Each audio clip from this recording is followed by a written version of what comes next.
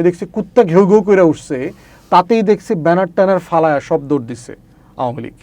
এরশাদের রাজনৈতিক দল কি 6 টুকরা 7 টুকরা হয়ে এখনো আছে না? আছে। এর মানে কি এরশাদ জাতীয় পার্টি কি কোনো শক্তি রাজনৈতিক?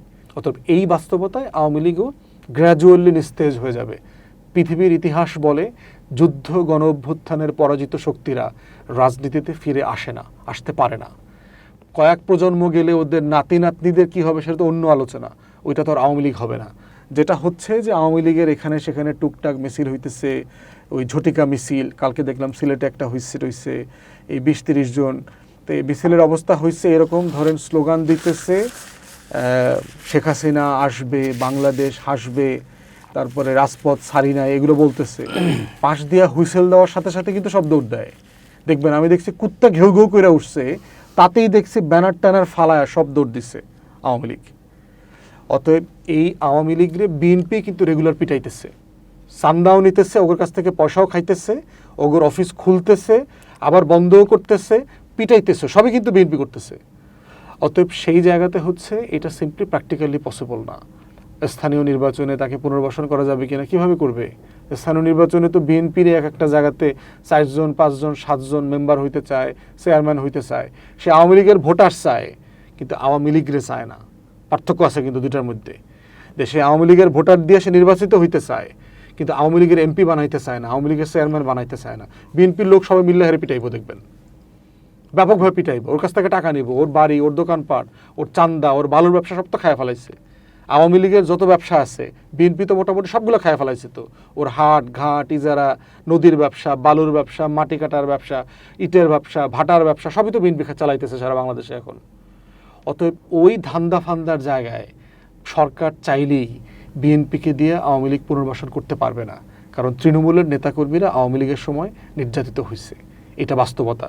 সবাই এই বিএনপির টপ লিডারদের মতো ধান্দা ফান্দা করে আওয়ামী লীগের টাকায় তো বেঁচে ছিল না, সবাই এই সুবিধাটা পায় নাই।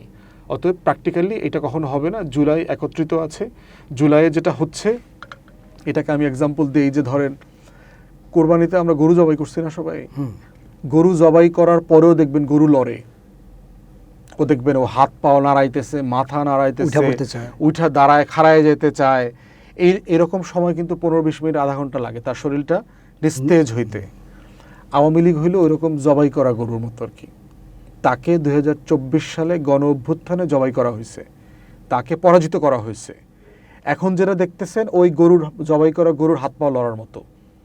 একটা বড় রাজনৈতিক শক্তি, একটা ফ্যাসিবাদী শক্তি, ওর রাজনৈতিকভাবে নিস্তেজ হইতে সময় লাগতেছে, কারণ এটাই হইল একটা গ্র্যাজুয়াল প্রসেস।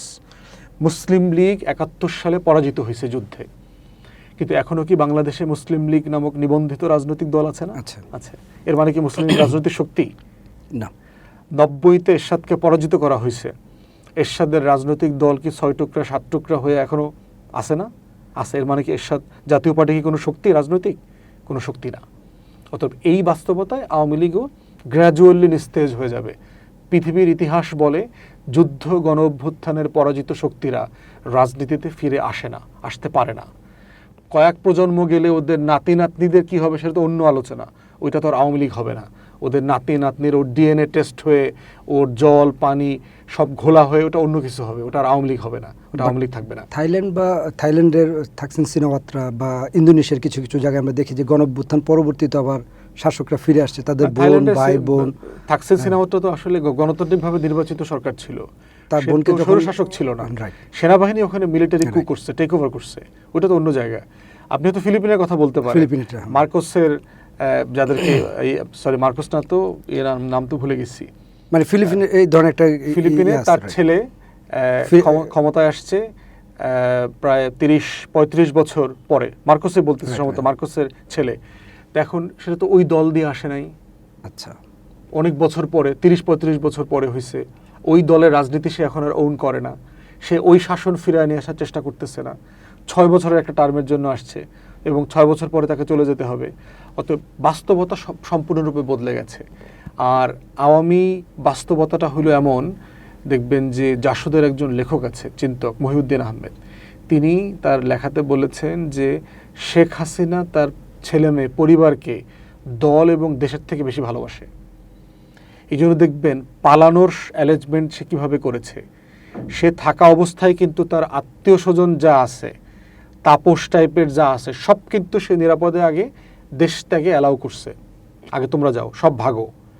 তার সকল ছেলে মেয়ে, রেহানার পোলাপান, তার পোলাপান, কেউ কিন্তু বাংলাদেশে জন্মায় নাই, বড় হয় নাই, এক দুজন ছাড়া অলমোস্ট সবাই বিদেশে জন্মাইছে, বিদেশে বড় হয়েছে, বিদেশে লেখাপড়া করছে, বিয়ে শাদিও করছে বিদেশি। এরা এদের ঘর সংসার, এদের কোনো কিছুর সাথে বাংলাদেশের কোনো সম্পর্ক নাই। আপনি কদিন আগে দেখেছেন জুলকারনাইন সাহের আপনার জয়ের যে ডিভোর্স, তালাকনামার একটা অংশ সেটেল করছে, যে ক্রিস্টিনা তার যে আমেরিকান ওয়াইফ ছিল তার সাথে, এবং সেখানে তার সামিট গ্রুপে তার যে শেয়ার আছে সেগুলো ওখানে আসছে, ওইসব বক্তব্যের মধ্যে আসছে।